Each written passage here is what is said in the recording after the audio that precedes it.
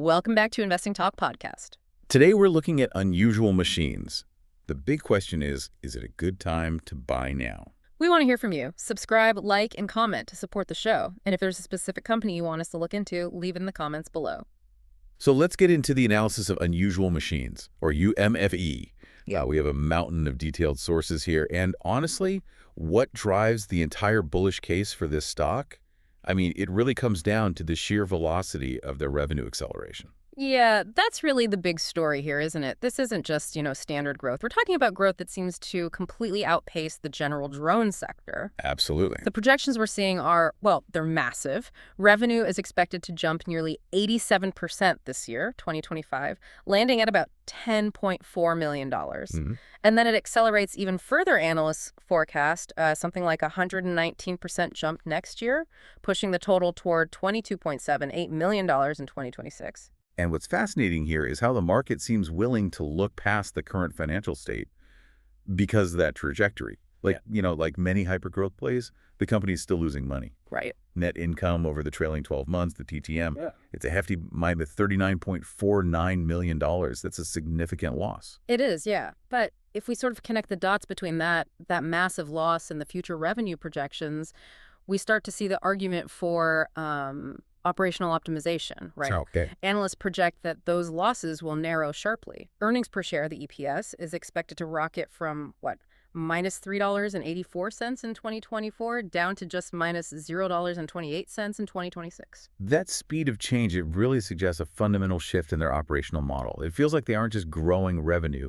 They're really leveraging their fixed costs as production scales. Okay, explain that a bit more. Well, initially, a company like this is R&D heavy, right? Mm-hmm. Burning cash to design and test new tech. The rapid narrowing of losses implies they're transitioning successfully into the production and maybe high-margin component sales phase. That's where every new dollar of revenue costs less to generate. Okay, so that implies discipline, which, is essential when the current market cap is sitting up there at $425 million. The big number. Yeah, for a company that expects only $10.4 million in revenue this year, that's a rich valuation, isn't it? Is that justified? Or are investors maybe getting ahead of themselves based purely on future hope? Look, it's justified if you believe in the sector shift and their financial structure. They are highly liquid, boasting high daily trading volume, nearly 17 million shares. That indicates pretty deep institutional interest. Right. And crucially, they've maintained an asset-light structure by leveraging recent capital infusions. And what does asset-light actually mean here for a company focused on manufacturing drone components? Well, it generally means they're probably outsourcing non-core manufacturing processes. They focus on design, IP, high-value component assembly, and they avoid the huge capital expenditure required for owning and running vast production facilities. Okay. This strategy keeps their capital needs low, helps avoid significant debt, gives them high resilience. But, and this is important, it does mean they are more exposed to third-party supply chain reliability. Yeah. That's an inherent risk we have to acknowledge. Right. Okay, so the $425 million valuation is essentially a premium. It's placed on their strategic positioning and that projected future cash flow, assuming they successfully scale using this lean model. Exactly. And to understand why those projections are so aggressive, we have to look beyond just the financials and into the geopolitical landscape, which brings us to their competitive advantage. Okay, yeah. And here is where the narrative gets really compelling, I think. Unusual Machines is positioned as like a pure drone play, focusing on small format systems and mission-critical components. But their real value seems tied directly to the U.S. defense supply chain. This is really the crux of the bull case. They are benefiting directly from government mandates, rules designed to reduce America's reliance on Chinese drone supply. The NDAA rules, right? Precisely. Yeah. The National Defense Authorization Act rules have essentially created a velvet rope for compliant companies. It's shutting out the largest international competitors from the most lucrative defense contracts. And the sources we looked at confirm they are walking through that velvet rope successfully. We see specific contract wins that prove this, like the $800,000 order for high-performance drone components from Red Cat Holdings back in October. Yep. But the most important data point, I thought, was the $1.6 million order for specific products, Aura cameras, and HDO Plus goggles, explicitly for the U.S. military supply chain. That $1.6 million order, yeah. That confirms their NDAA compliance isn't just theoretical. It's translating into hard dollars. This early mover status and regulatory compliance gives them a, frankly, powerful market moat. A moat, yeah. They are ahead of the curve in developing tech that meets these stringent U.S. government requirements. That gives them a massive advantage over competitors still trying to catch up in what's become a highly regulated industry. So their strategy isn't just about having better tech. It's about being the first certified and reliable domestic supplier at a moment when the defense establishment is like scrambling to reshore the supply chain. Yeah, exactly. That's a powerful tailwind you just can't buy, you know. Precisely. They are riding a policy wave that is fundamentally restructuring the market in their favor. It's quite something. Okay, so that foundation, the aggressive growth and these defense sector wins, that should translate into momentum on the charts, right? Let's see how the market is interpreting this potential pivot. Well, if we look at the technical picture, the momentum is undeniably bullish. It confirms the fundamental story is attracting buyers. The stock is currently trading around $15.52. $15.52, okay. Crucially, this is well above its 50-day moving average, which is $12.18, and even further above the 200-day average of $9.31. Right, and a sustained climb above both major moving averages, that usually signals a firm, positive long-term trend, doesn't it? It does. It shows that buyers are stepping in consistently, sort of confirming the upside is structured and sustainable, maybe not just a flash-in-the-pan spike. That structural strength is key. Yeah. Now, volatility is high, clocking in at nearly 12%. That's expected, really, for a small-cap growth stock heavily tied to defense contracts. Sure. However, the Relative Strength Index, the RSI, is neutral at 51.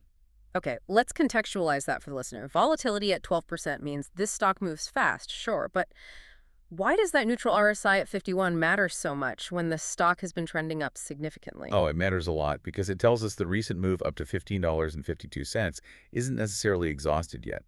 If the RSI were, say, 70 or higher, it would signal the stock is overbought, maybe due for an immediate correction.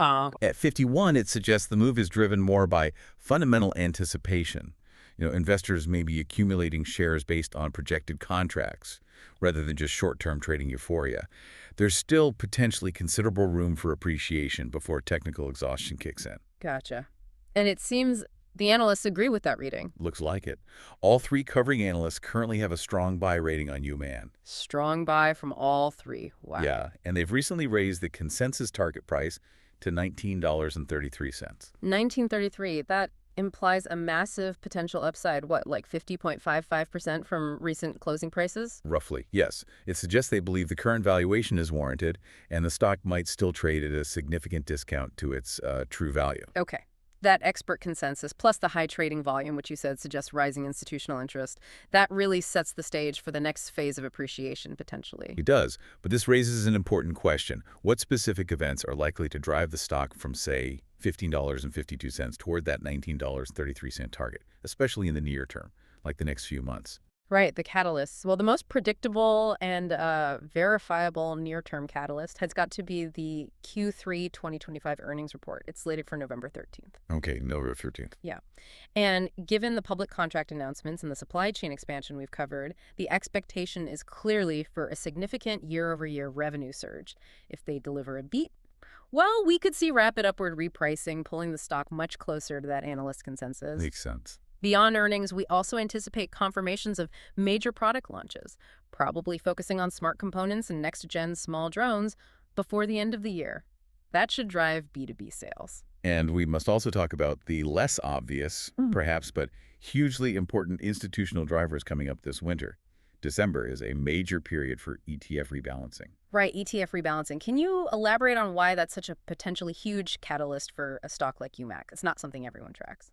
Absolutely. So when major sector ETFs, especially ones focused on defense or disruptive technology, rebalance their holdings, they often have to mechanically buy certain stocks to match their index weighting. Okay. For a relatively small cap stock like UMAC, getting included in one or more major ETFs can trigger massive sort of forced buying pressure.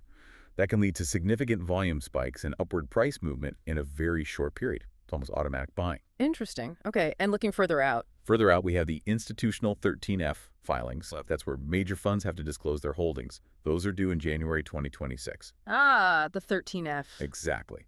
And these filings are widely expected to show new fund positions in UANCIS. That often attracts retail money, following the so-called smart money, which can trigger another burst of volatility and volume. Okay, now let's wade into the maybe riskier territory, the high risk, high reward stuff, the speculative buzz that seems to be dominating the market chatter, especially online. Yeah, the rumors. The forums are definitely alive with rumors, particularly focused on their defense alignment. And these rumors, look, they're incredibly potent, even if they're completely unverified at this point. The chatter includes things like a potential partnership or even a full merger and acquisition and M&A with a much larger defense incumbent. Right, the theory being a major player needs UNC's NDAA compliance and their tech speed to accelerate this whole U.S. domestic drone supply chain reshoring effort. Exactly. And the second big rumor is speculation about a multi-million-dollar unannounced Defense Department order that might be pending final NDAA certification. Okay, so either of those events, if they actually happen, would probably validate that $19.33 target pretty much instantly, right? Maybe even push the stock far above it. Potentially, yes. But while exciting, these rumors really highlight the primary risks involved here. The upside potential is enormous, sure, but it hinges completely on successful execution. Execution risk. Significant execution risk tied to that operational ramp-up. They absolutely must successfully narrow those losses as they scale while managing the supply chain bottlenecks that are, let's face it, pretty common in this industry. And we just can't ignore the volatility, can we? I mean, if the 52-week trading range runs from $1.43 all the way up to $23.62. That's a huge range. It is. This isn't just a growth stock. It feels more like a speculation engine sometimes. Any deviation from those operational targets, any slip up, could lead to massive reversals. You're basically trading on the premise of a total financial and strategic turnaround actually happening. Which brings us back to the big picture. If we connect all this, the decision to invest now, well, it depends entirely on your time horizon and, frankly, your risk tolerance. Definitely. The investment thesis is overwhelmingly bullish on paper, driven by that exceptional revenue growth and the key wins in the defense sector. But you absolutely must accept that you're buying a company where the net income is still significantly negative and the volatility is, well, extreme. So different strokes for different folks, essentially. Short-term investors, maybe traders.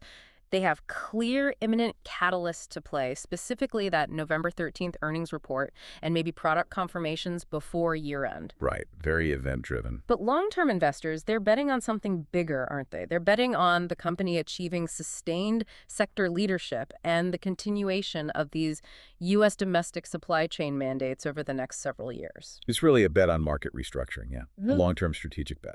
Okay, so a final thought then for you, the listener, to consider. Given this dependence on unconfirmed defense rumors that could, really propel the stock to its high-end like M&A or a massive new contract, how much weight should you actually place on their current status as an early mover strategic asset versus the more concrete certainty or at least transparency offered by the November 13th earnings report? Where do you place your chips?